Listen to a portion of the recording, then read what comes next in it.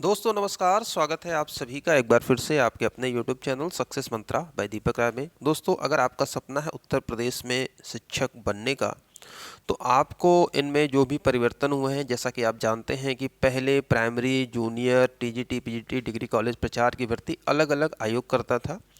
इसके बाद सरकार ने क्या किया कि सभी आयोग को एक साथ मिलाकर नए शिक्षा सेवा चयन आयोग का गठन किया गया। काफ़ी लंबा वक्त लगा, लेकिन फाइनली देखें यहाँ पर चीज़ें अब अपने वे में आ चुकी हैं और सरकार की तरफ से ये नई नियमावली जारी की गई है, जिसके बारे में हम कंप्लीट जानकारी देंगे कि अब शिक्षक भर्ती में कैसे भर्ती की जाएगी, क्या प्रारूप होगा, रिटर्न कैसे होगा, इंटरव्यू कैसे होगा, क्या चीज़ें, सारी चीज़ें इस वीडियो में हम आपको जानकारी देंगे। तो चलिए आपको वो नोटिफिकेशन दिखा देते हैं।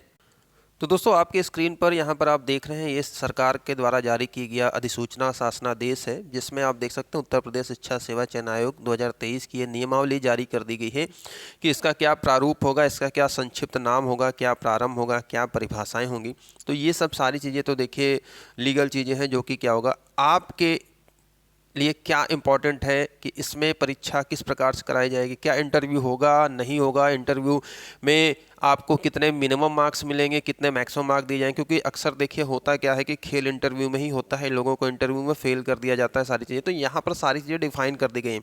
तो ये पूरी यहाँ पर डिटेल है, इसकी PDF अगर आप चाहते हैं तो आप यहाँ से डाउनलोड कर सकते हैं, शासनादेश UP.gov.in, या आप हमारे टेलीग्राम चैनल को ज्वाइन कर लीजिए, वहाँ पर हम इसको शेयर कर देंगे, ठीक है। तो ये पूरी नियमावली, आयोग का गठन, कर्मचारी, सारी चीज़ें यहाँ पर दी गई हैं। तो जो आपके इम्पॉर्टेंट है, आपके महत्व से जो इम्पॉर्टेंट है कि आप तैयारी करोगे, क्या प्रारूप होगा, कैसे क्या होगा, उसको लेकर सीधे हम यहाँ पॉइंट पर चलते हैं।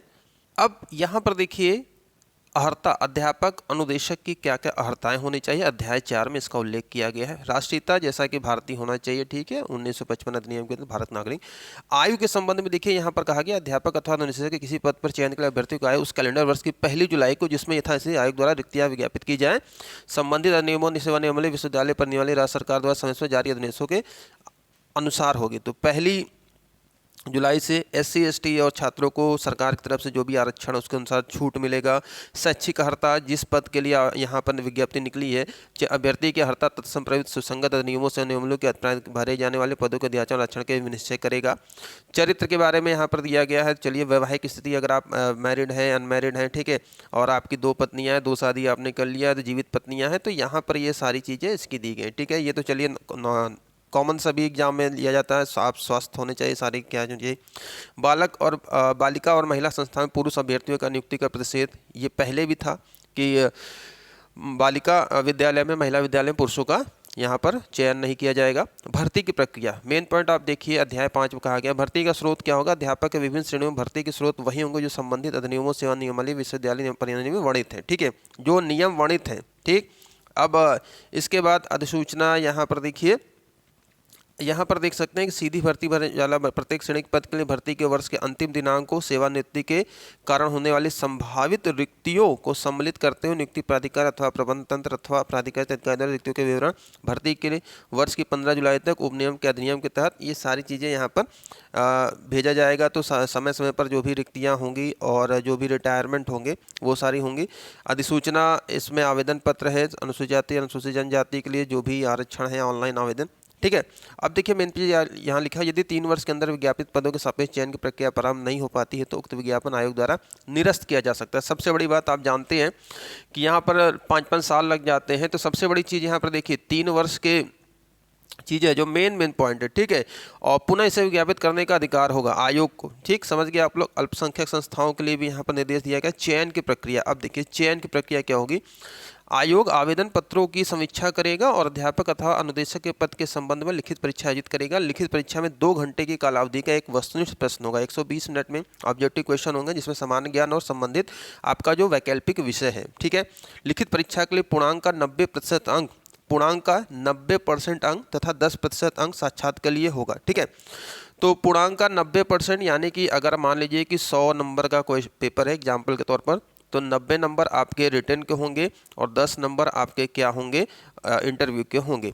और जहां साक्षात्कार नहीं होगा वहां लिखित परीक्षा पूर्णांक का 100% अंक होगा और पूर्णांक का निर्धारण आयोग द्वारा किया जाएगा। ठीक है, तो अगर जहां पर इंटरव्यू नहीं है, मान लीजिए टोटल आपका लिखित परीक्षा के आधार पर ही यहाँ पर होगा।